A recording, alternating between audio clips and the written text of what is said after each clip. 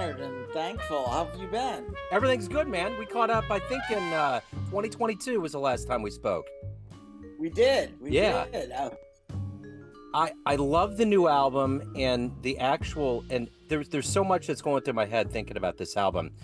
I actually played it on the show pretty quickly after I got it. Usually I wait. I let it gestate or I wait to interview the artist, but I really leaped into this one. And it was very specifically special to me because the day that show came out, for some reason in my phone a few years ago, I wrote down the day that my best friend when I was 16, he was 17 when he died, and that was the anniversary.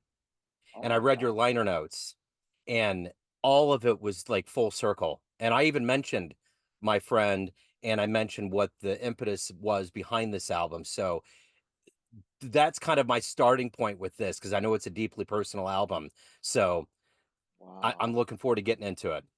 Wow. Well, first of all, my thoughts are with you, and I have some empathy for the loss. And my hope was that this music would be heard through people's own stories.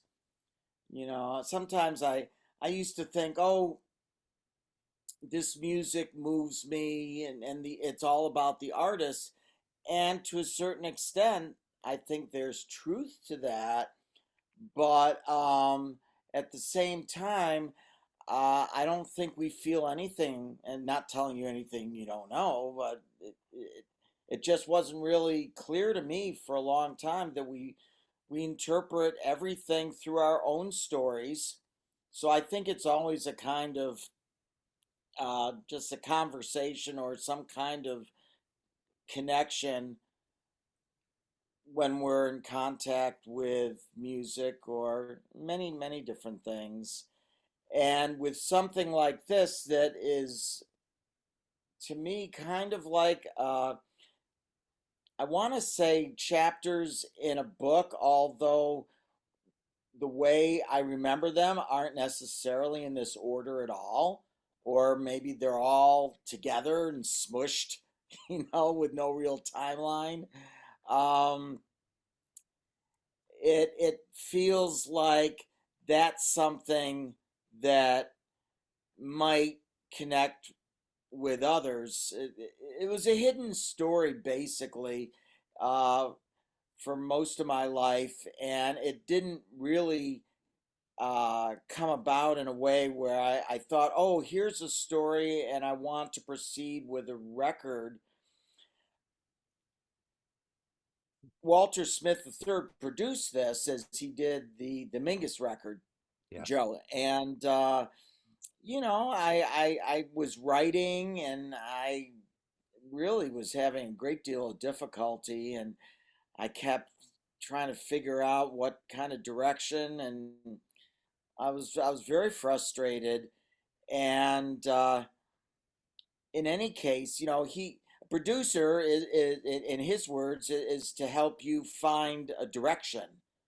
And I was working on this one of the pieces on this album, and he showed me a little bit of change with it, which actually had a profound change in the mood. And that just led me into dealing with this story. And I started to write another piece. And I was working, I should have acknowledged him on the cover, but I did not. I forgot, but I was working with somebody psychologist named Dr. Carrie Mitchell, and I'm very grateful for his help because he was helping me kind of figure this story out and dealing with it and how to put it together uh musically. I mean, just conceptually, just dealing with it, because it wasn't something that I would talk about. In fact, I did a record back in the 90s called A Work of Heart with pianist and arranger and producer Don Trenner, who used to play with Charlie Parker and Stan Getz and Chet Baker, so many wonderful people. And he helped me rewrite a song that I had written for my friend who had died. Uh, and it was called Soliloquy. And of course, a soliloquy is something that it's thoughts, musings on something, but people are able to see it, to hear it, which is, it. I could play something in music, and it could be a deeply personal story, but people wouldn't necessarily know anything about it, but they'd hear it and perhaps, lock in on it. And Don Trenner didn't know what this was about. Nobody ever knew what it was about. And I was listening to this record a few years after it came out in my office. This was in the mid 2000s, probably around 2005 or so. And all of a sudden, I just sat there, like kind of in shock, and I could hear my friend. His name was uh, Bill Wilkes. I could hear him in my sound. That's a really subjective thing, right? I can't prove it, and I don't need to. But I could hear him in my sound, and I've been going through decades of night terrors, and the way it all happened was in such a convoluted, uh, uh, manipulative way, which I can get to, in a minute. But I went to get some help, and I had a therapy called EMDR, which is your eyes move, and with a psychologist, it's supposed somehow this movement from side to side is supposed to help you process things Yeah. if you've had trauma. So I went to a few sessions and was, dealing with the loss of my friend, and I went to get something to eat, and Joe, something happened that had never happened to me before and or since. I either fell asleep at the table, or I just had something happen, and I had some kind of vision. Um, and I was back on the same red brick hill covered with snow the day that I had found out about my friend having died. And I could see my younger self decades earlier running up the hill, almost reaching the top. And so I followed him in this vision, trying to catch up to myself. And when I got to the top of the hill, he was gone. And I knew that he had gone into the house that my father had designed. It was this glass house at the top of the hill. And, that has its own stories. But I went to the front door in this vision, and it was open, and I look inside the house, and I see my 15-year-old self going through stack of newspapers, eventually knowing that he would eventually find the story of a double suicide. And that would, you know it was like day and night, like my life before I found out what happened and my life after I found out what happened. Wow. And I approached my younger self as a 50-year-old, 50 something, and went next to him, and he was unaware of me. And I reached out, and in the vision, I embraced my younger self. And I think, Joe, that was the first time that I actually had any self compassion for myself in my life. And after that part, I started to heal. Wow. And sure, I wish it had never happened, of course. Who wouldn't? Yeah.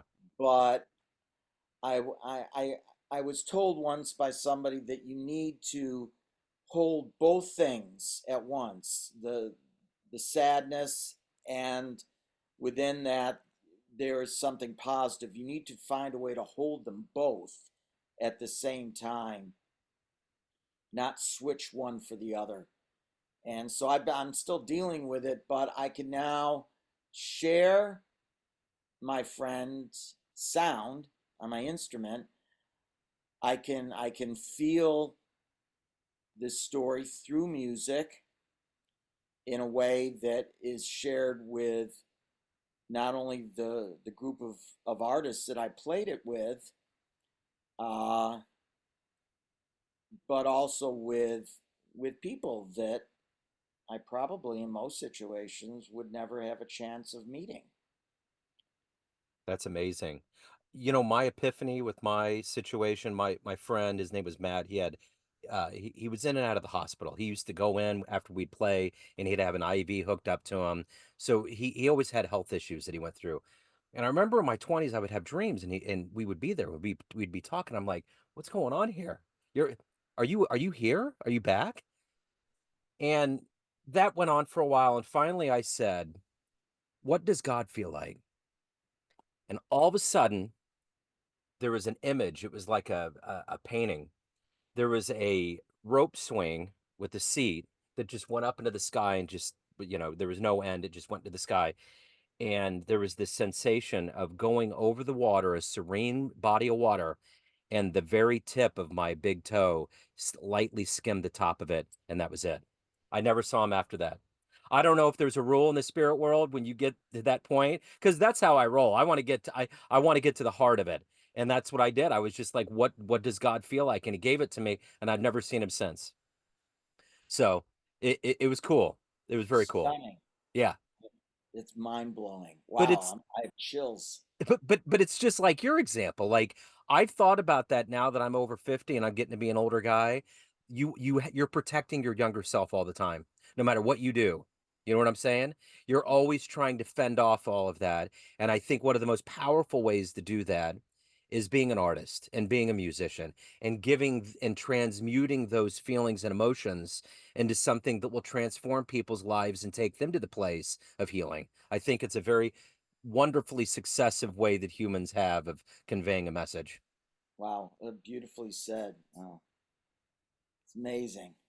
So your dad's tied into this too. So your friends tied into it, the Yes, house on the hill. So yeah, all of that being the context of you recording this, it has to yes. be somewhat cathartic, surreal. How does it feel to have had this done and people are putting it in their CD chambers and reacting to it?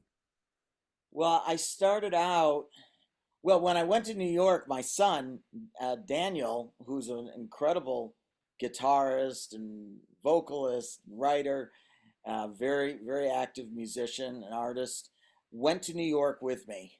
And he said, Dad, I want to document this.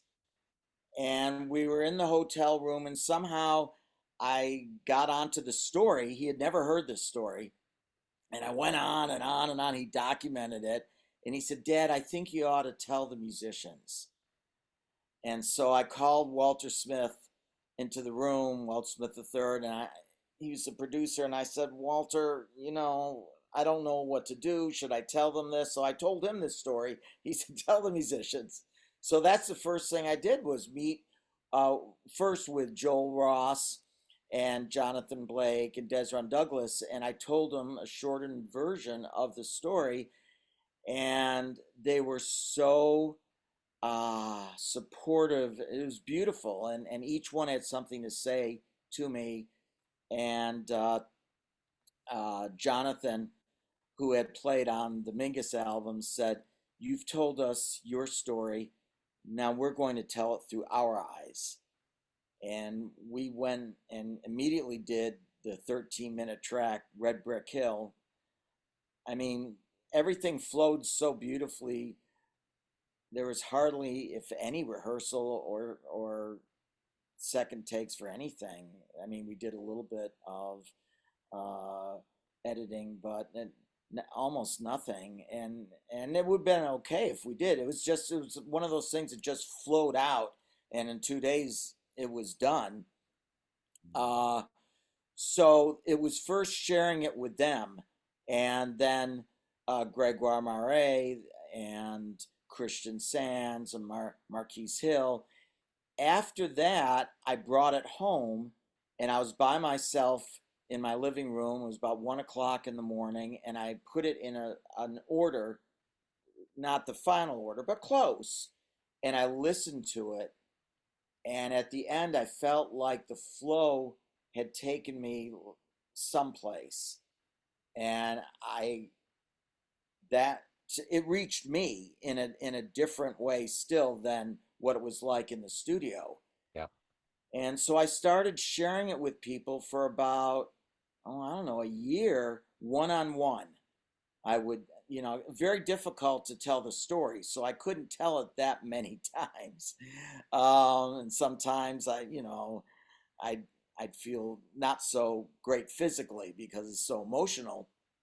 But I would tell the story briefly or a little bit longer, and then, you know, just let them hear it and with no expectations. And they know me well enough that there's no pressure to like it or anything, but they wanted to hear it. And so I did this so many times, and I felt that that helped me uh, in the process of getting ready to share this in a different way, through radio and through the recordings and all of that. Um, so it's really changed my life, and I never played like this before. What I did on the record, for better or for worse, is nothing I had done before. So it also helped change the direction of what it is that I am hearing and what it is that I want to do moving forward, at least in the moment right now. So, what are you doing ultimately now for promotion? Where can people pick up the album? Best way to pick it up? Any live shows coming up? What's going on with all of that? The good business. So it's on aside from the radio, you can get it on all digital platforms. Whether it's Apple Music, Spotify. I mean, they all have it. You can get it through Amazon. You can get it through Bandcamp. You can get it through the Sunnyside site. There are a lot of stores online that sell the physical copy as well. YouTube. You can get the tracks uh, on YouTube. So it's everywhere. It's very accessible. Live shows uh, will eventually happen. I've had some medical things happen within the last couple of years, so I kind of have to weigh that carefully before I'm going to proceed ahead. But that is in the plan, and I'm going to have to find a way of creating a space live to tell this musically, because the recordings seem to be the perfect situation to tell it. And it's almost I would imagine if I wrote a book, or uh, so to tell it live, I think it is possible, but I'm going to have to develop that and do it when all is lined up just right. Totally. Well, speaking of everything being lined up, everything lined up on this project, it's so great to catch up with you. Thank you for the music. Thank you for the story. It really hit home for me. So I appreciate it and keep making the wonderful work, man. Oh, thank you so much. It's always so great to see you, and I'm so honored to be on the show. And again, thank you for sharing your story with me. That means an awful lot to me, and I will keep you and your friend in my mind and heart. Absolutely. I'll do the same. And we'll catch up down the line, I have no doubt. So until we meet again, keep on doing that thing, man. Great. Thank you. Cheers. Thank you. Take care.